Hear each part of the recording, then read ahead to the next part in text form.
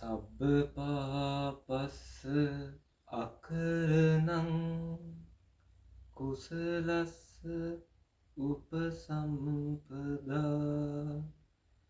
සතිච්ච පරියෝ දපනං ඒතං බුද්ධානුශාසනං.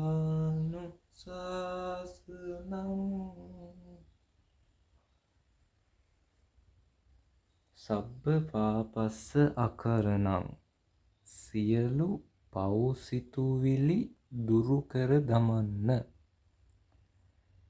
ඔබේ සිතට නැගෙන සියලුම පව් සිතුවිලි තරහ, වෛර, ක්‍රෝධ, ඊර්ෂ්‍යා, මාන ආදී සියලුම පව් සිතුවිලි රාගික සිතට උදාවෙන විටම ඒවා හඳුනාගෙන දුරු කර දමන්න. ඒවා සිතෙන් අල්ලා නොගෙන බැහැර කරන්න. සබ්බ පාපස්ස අකරණං සියලු පව් සිතුවිලි දුරු කරන්න. කුසලස්ස උපසම්පදා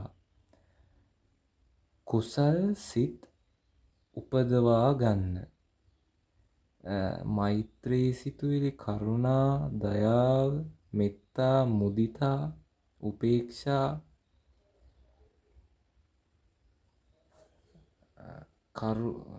සියලුම කුසල් සිත්, ඊට පස්සේ ධාන සිත් ආදී වූ කුසල් සිතුවිලි උපදවා ගන්න, වැඩි වැඩියෙන් උපදවා ගන්න. සතිච්ච පරියෝදපනං සියලු චිත්ත පරියායන් දමනය කරන්න. මමත්වය ආදී වූ චිත්ත පරියායන්, සිතේ විවිධ ස්වභාවයන් ඇති වෙනවා. සමහර වෙලාවට කලබලකාරී ස්වභාවයන්, ව්‍යාකූල ස්වභාවයන්, ඇලීම් වගේ ස්වභාවයන් පවා ඒ චිත්ත පරියායන්. මේ සියලුම පරියායන් දමනය කර යුතුයි.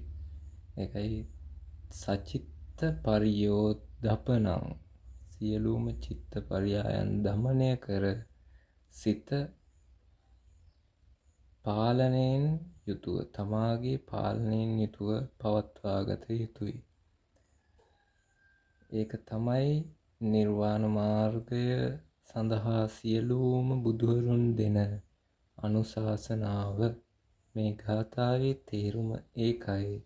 ඔගොල්ලෝ හැමෝම මේ ගාථාව හොඳින් අවබෝධ කරගන්න, තවත් හොඳින් වඩන්න, හොඳින් අවබෝධ කරගෙන මේ ගාථාවට අනුව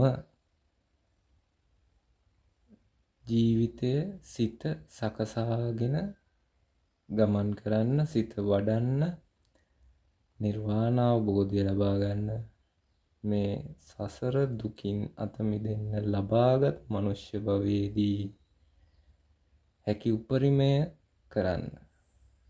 තෙරුවන් සරණයි.